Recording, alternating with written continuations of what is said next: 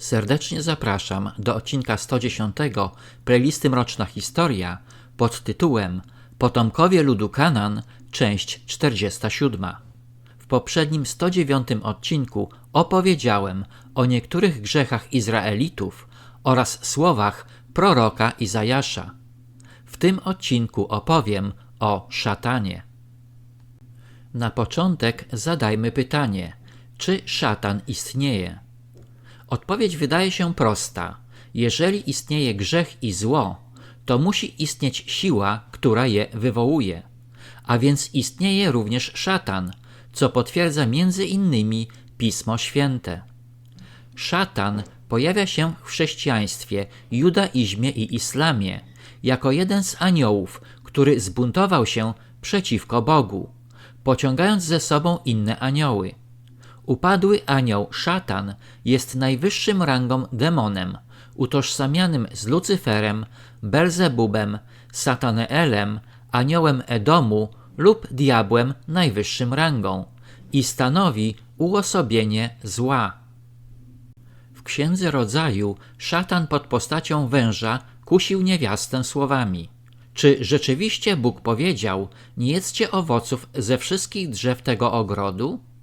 Kiedy niewiasta odpowiedziała wężowi: owoce z drzew tego ogrodu jeść możemy, tylko o owocach z drzewa, które jest w środku ogrodu, Bóg powiedział: nie wolno wam jeść z niego, a nawet go dotykać, abyście nie pomarli.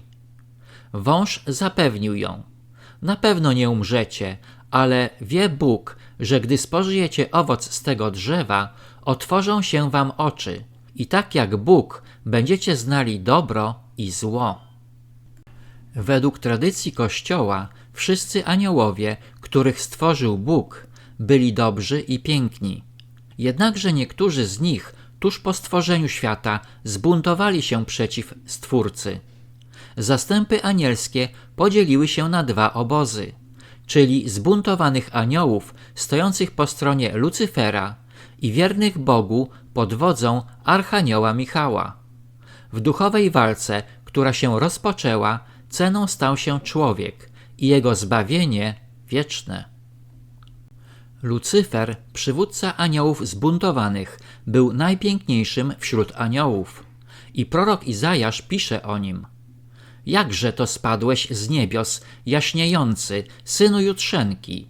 Jakże runąłeś na ziemię, ty, który podbijałeś narody, ty, który mówiłeś w swym sercu: wstąpię na niebiosa, powyżej gwiazd bożych postawię mój tron, zasiądę na górze obrad, na krańcach północy, wstąpię na szczyty obłoków, podobny będę do Najwyższego. Jak to? Strąconyś do Szeolu, na samo dno otchłani. Bóg objawił aniołom nie tylko plan stworzenia człowieka, ale również wcielenie siebie samego w niego pod postacią Jezusa Chrystusa. Szatan i jego aniołowie odmówili zaakceptowania tego niedostojnego planu i pokłonienia się Bogu z ciała i krwi. W książce Miltona Raj utracony szatan twierdzi: lepiej być władcą w piekle niż sługą w niebiosach. Zbuntowany i pełen pychy szatan odrzucił Boga, jego przyjaźń i miłość. Wybrał drogę nieposłuszeństwa, sprzeciwu i zła. Grzech szatana jest nieodwołalny, jako owoc nadmiernego i bezgranicznego poczucia wszechmocy. Jego pycha, duch nieposłuszeństwa i sprzeciw wobec Boga w konsekwencji prowadzi do śmierci. Każdy grzech, diabelski czy człowieczy, jest irracjonalny, gdyż zamienia szczęście na nieszczęście, wyżyny niebieskie na niziny piekielne. Peter John Kreeft, amerykański apologeta katolicki, pisarz i emerytowany profesor filozofii w Boston College, odpowiada na pytanie: jaki człowiek byłby na tyle chory psychicznie, by wybrać dobrowolnie egoizm i pychę ponad niebiańską radość i rajski ogród pełen ofiarnej miłości? Wystarczy, że spojrzysz w lustro. U źródeł każdego grzechu leży zazdrość i pycha. Zapewne anioł nie miał powodu do zazdrości, miał bowiem pełnię darów i szczęścia. W księdze Ezechiela czytamy: byłeś odbiciem doskonałości, pełen mądrości i niezrównanie piękny. Mieszkałeś w Edenie, ogrodzie Bożym. Jako wielkiego cheruba opiekunem ustanowiłem cię na świętej górze Bożej. Chadzałeś pośród błyszczących kamieni. Byłeś doskonały w postępowaniu swoim od dni twego stworzenia, aż znalazła się w tobie nieprawość. Oprócz zazdrości, anioła, podobnie jak człowieka, zniszczyła pycha. Ezechiel pisze: serce twoje stało się wyniosłe z powodu twej piękności. Zanikła twoja przezorność z powodu twego blasku. Rzuciłem cię na ziemię, wydałem cię królom na widowisko. Mnóstwem twoich przewin, nieuczciwością twego handlu zbezcześciłeś swoją świątynię.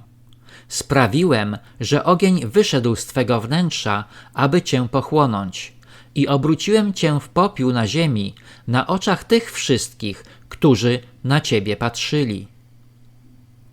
Upadły anioł nie odwzajemnił darów bożych miłością i wdzięcznością, ale chciał być numerem 1, zastąpić Boga i dyktować warunki.